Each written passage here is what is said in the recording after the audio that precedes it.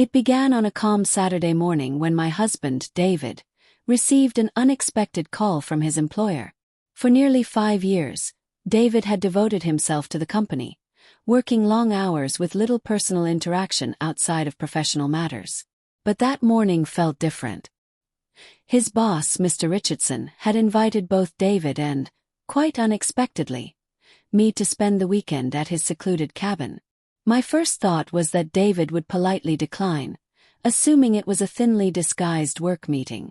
But according to David, Mr. Richardson had been insistent, even saying, "I think your wife should come along too. I believe it will help."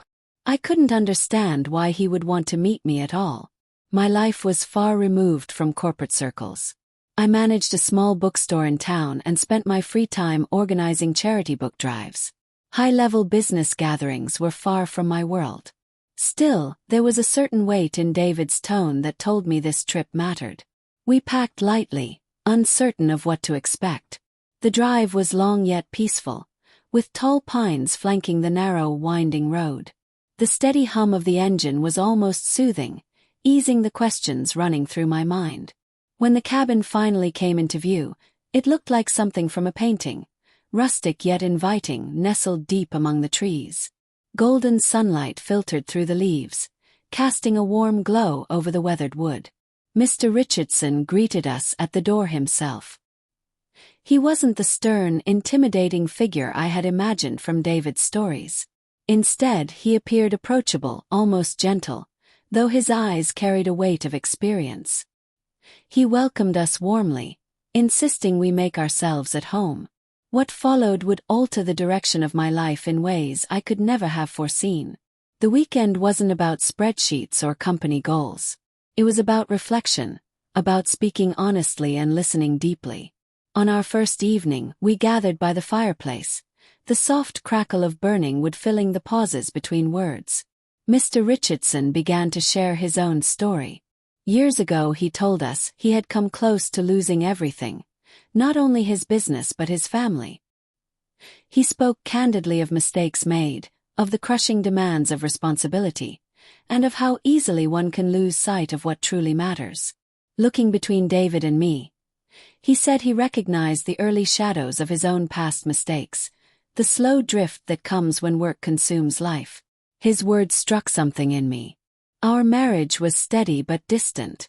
David worked late most nights, and I filled my hours with tasks and books, pretending the loneliness didn't matter. We rarely spoke about anything beyond schedules or responsibilities. Sitting there listening to Mr. Richardson, I realized how much I missed what we once had. The shared laughter, the easy closeness, the feeling of being truly seen. That night, lying awake in the guest room, I watched David sleeping. My mind wandered to the dreams we had once shared, now faded into routine survival. Was this all marriage was meant to be? Two people quietly coexisting under the same roof. Tears welled in my eyes, not only from sadness, but from the recognition that I still wanted more.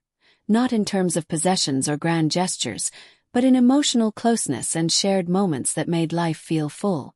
The following morning, after a simple breakfast of warm bread and freshly brewed coffee, Mr. Richardson invited me to walk with him. David stayed behind, perhaps sensing that this was a conversation meant for me. At first, we strolled in silence, the forest floor soft beneath our steps. Then he turned to me and said, "You may not realize it, but you're the steady ground in David's life. He admires you more than he can express." His words startled me. I had never thought of myself that way. As we walked, he spoke about the delicate balance between work and life, between giving and receiving.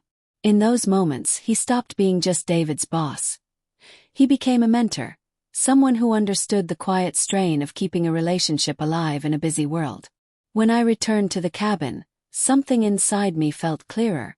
I realized I had been waiting for David to change, to notice me, to make the effort.